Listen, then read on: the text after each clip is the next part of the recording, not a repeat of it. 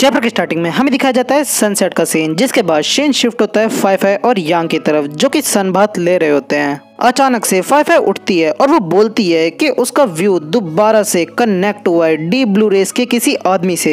यांग बोलता है कि तुमने दोबारा से देखा, ये तुम्हारा सेकंड टाइम था और उसे जल्द से जल्द सेज स्टोन को ढूंढना होगा। फाई बोलती है कि बड़े भाई, इस बार मैंने काफी ज्यादा चीजें देखी हैं, तो शायद इस बार मैं आपकी मदद कर पाऊँ उन लोगों का बेस ढूंढने में आपके लिए। यांग फाई से बोलता है कि वो नहीं चाहता कि वो उसकी इतनी हेल्प करे और वो बस इतना ही चाहता है कि वो खुश रहे और हेल्दी रहे। फाई बोलती है कि बड़े भाई, मैं जानती हूँ कि तुम मेरी मेमोरीज रीड कर सकते हो, तो जल्दी से आप मेरी मेमोरीज रीड करो और ये देखो कि हम लोगों ने क्या कोई नई डिस्कवरी की है या नहीं। जिसके बाद यांग फाई पे कंट्रोल एबिलिटी यूज करता है और वो उसकी मेमोरीज को पढ़ना स्टार्ट कर देता है, जहाँ पे वो देखता है कि कोई आदमी दूसरे आदमी को मार रहा होता है और वही आदमी पानी के अंदर किसी तरीके की मेडिसिन डाल रहा होता है। जिसके बाद हमें दिखाया जाता है चाइल्ड स्लेव्स को।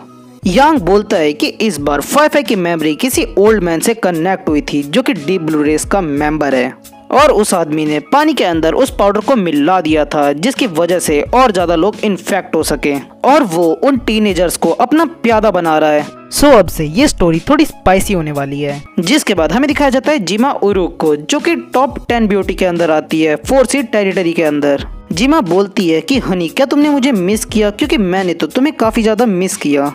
जिमा बोलती है कि उन्हें कोई गेम खेलनी चाहिए और तभी जिमा का बटलर बोलता है कि मैडम, आपसे मास्टर जी एयर मिलने आए हैं। जिसके बाद जिमा जाते जाते बोलती है कि हनी, मेरा इंतजार करना और जब मैं वापस आऊं तो हम कुछ और ज्यादा इंटरेस्टिंग खेलेंगे। जिसके बाद हम लोग देखते हैं गिल को, जो कि बोलता है कि आंट, क्या आप मेटल एट्रीब्यूट एबिलिटी यूजर योजी को जानती हो? जिमा बोलती है कि मुझे हैरानी है कि उसने मेरा नाम लिया, क्या योजी हैंडसम है? गिल बोलता है कि आंटी, आखिर मुझे कैसे पता? गिल बोलता है कि आंटी, अगर आप योजी को जानती हो तो मेरी हेल्प करो, ताकि मैं उसे अपनी ऑर्गेनाइजेशन के अंदर ले सकूं, क्योंकि जजमेंट ऑर्गेनाइजेशन काफी खतरनाक ऑर्गेनाइजेशन है। जिमा बोलती है कि रुको, मुझे सोचने दो, जब मैं घूमती हूँ तो मैं काफी ज्यादा दोस्त बनाती हूँ, शायद वो उन्हीं में से कोई होगा। और तभी जिमा काफी ज्यादा शॉक हो जाती है, क्योंकि उसके पूल में खून होता है। जिसके बाद हमें दिखाया जाता है रोज वॉरियर को, जो कि बोलता है कि तुम मुझसे पहले से ही एंगेज्ड हो और तब भी तुम ये हिम्मत कर रही हो मेरे संग चीट करने का, और आज मैं तुम्हें अपने हाथों से ही खत्म कर दूंगा। तभी रोज वॉरियर जिमा के ऊपर अटैक करने के लिए आगे बढ़ता है, तो जिमा बोलती है कि तुम यही जानते हो कि आखिर लड़कियों को कैसे बुली किया जाए, और अगर तुम एक सच्ची के मर्द हो तो जाओ तुम मेरे रियल पार्टनर को खत्म करके दिखाओ। रोज वॉरियर बोलता है कि मैंने तुम्हारे पार्टनर को पहले ही खत्म कर दिया है, क्या तुमने नहीं देखा? जिमा बोलती है कि वो तो सिर्फ डेजर्ट था, क्या तुम मेरे रियल पार्टनर को टच भी कर पाओगे? रोज वॉरियर जिमा का गला पकड़ लेता है और वो बोलता है कि आखिर अब कौन बचा है? जिमा बोलती है कि जजमेंट ऑर्गेनाइजेशन का योजी, और वो उसी के संग उसके साथ चीट कर रही है। तभी रोज वॉरियर के मुंह से खून निकलने लगता है और वो बोलता है कि योजी, तुम काफी ज्यादा आगे बढ़ चुके हो, इसलिए मैं कसम खाता हूँ कि मैं तुम्हें मार दूंगा। जिसके बाद हमें दिखाया जाता है यांग को, जो कि इंजॉय कर रहा होता है, और तभी उसको फॉग में से कोई चीज अपनी तरफ आते हुए दिखती है, और वो जब ध्यान से देखता है तो वो एक शिप होती है। तभी वहाँ पे सीड्स ऑर्डर जाती है और वो बोलती है यांग से कि जल्दी से कैप्टन के रूम में चलो, क्योंकि डॉल्फिन का रास्ता कुछ पायरेट्स ने रोक दिया है। उनका शिप कैप्टन बताता है कि जिन पायरेट ग्रुप ने हमको ब्लॉक किया है उनको कहा जाता है फॉल स्टार पायरेट ग्रुप, जिनका लीडर है एस रैंक का, और जिसका नाम है अनडेड मैजिशियन फैन पाई। और फैन पाई के पास 3 रैंक जनरल है, जिसमें से पहली है चार्म फीमेल फॉक्स, दूसरा है सीवीड बीस्ट, तीसरा है डीप सी टायरेंट। तभी उस शिप का को कमांडर वहाँ पे आता है और वो बोलता है कि उसे 3 मिनट लगेंगे ताकि वो इस शिप का प्रोटेक्शन बैरियर ओपन कर सके, ताकि वो इस शिप और इसके अंदर के पैसेंजर्स को सेफ रख सके, पर उसे फिर भी थोड़ी हेल्प चाहिए ताकि वो उन लोगों को 3 मिनट तक उलझा के रख सके। एल्ड्रकॉन बताता है कि इस समय पायरेट्स आए हैं, शायद ये उन लोगों का एक नया मेथड है ताकि वो लोग टेस्ट कर सके क्वान फैमिली और जजमेंट ऑर्गेनाइजेशन की पावर को। सो प्लीज तुम लोग केयरफुल रहना।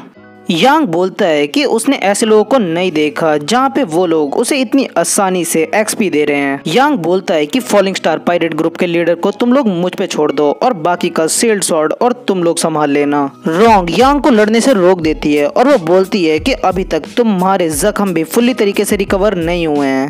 एल्ड्रकॉन बोलता है रोंग से कि तुम चिंता मत करो क्योंकि यांग के जख्म पहले से ही काफी ज्यादा रिकवर हो चुके हैं और अब ये कोई प्रॉब्लम की बात नहीं है। रोंग बोलती है कि वो जख्म काफी ज्यादा थे और आखिर वो इतनी जल्दी हील कैसे हो गए। यांग बोलता है कि अब उन लोगों को उन पे अटैक करना चाहिए क्योंकि ये टाइम काफी ज्यादा प्रीशियस है उन लोगों के लिए। तभी वहाँ पे अलार्म बजता है जहाँ पे उन लोगों को अलर्ट दे दिया जाता है कि उन पायरेट्स की शिप काफी ज्यादा नजदीक आ चुकी है। जिसके बाद हमें दिखाया जाता है अनडेड मैजिशियन फैनपाई को, जो कि बोलता है कि भाइयों हमारे सामने क्वान फैमिली की डॉल्फिन खड़ी हुई है।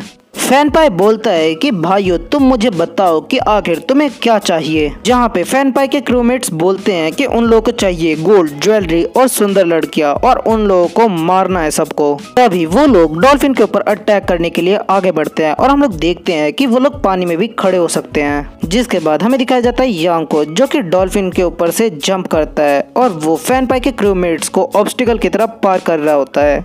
जिसके बाद सीन शिफ्ट होता है, हमें दिखाया जाता है a rank ability user charm female fox का सीन, जहाँ पे वो बोलती है कि हैंडसम ब्रदर तुम सिर्फ उन बदसूरतों को परेशान करना जानते हो। जिसके बाद वो नेक्स्ट सीन में यांग के ऊपर अटैक कर देती है।